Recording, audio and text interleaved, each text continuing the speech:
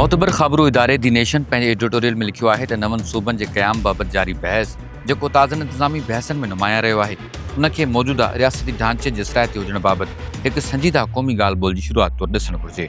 नंढनि इंतिज़ामी यूनिटनि जा इम्कानी फ़ाइदा हक़ीक़ी आहिनि। घटि जाग्राफ़ी पकेड़ सबबि अवाम ताईं सहूलियतुनि जी फ़राहमी बहितर थी सघे थी, हुकुमरानी वधीक असराइती बणिजी सघे थी ऐं मक़ामी नुमाइंदगी वधी सघे थी, जंहिंसां परे वारनि इलाइक़नि खे मर्कज़ खां नज़रअंदाज़ थियण जो अहसासु घटिजी सघे थो।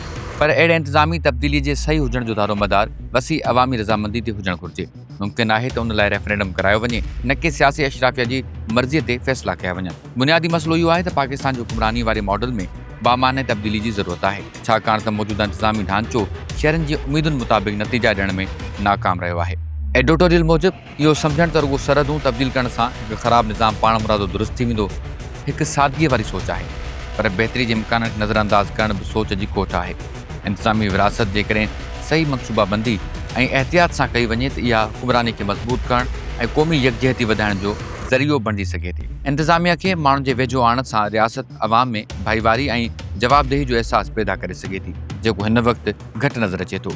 ख़तरो नवां यूनिट ठाहिण में नाहे, पर इहो आहे त नंढनि इलाइक़नि में बि साॻियूं गैर असराइतियूं ऐं पुराणियूं नौकरशाही वारियूं आदतूं वरजायूं वञनि। नक्शो रुॻो हिकु औज़ार आहे, हल नाहे, ऐं उन जी इफ़ादियत मुकमल तौर ते इन ॻाल्हि ते दारोमदार रखे थी त उनखे हलाईंदड़ हथनि जो मयार कहिड़ो आहे। अहिड़ी वॾी तब्दीली लाइ रुॻो ज़ाहिरी फेरफार बदिरां ताक़त जी विछ वारे तरीक़े में बि बुनियादी सुधारनि जी ज़रूरत आहे त जीअं अहिड़ो निज़ाम क़ाइमु थी सघे जंहिं में इंतिज़ामी हदूं अवाम जी ख़िदमत लाइ कमु कनि।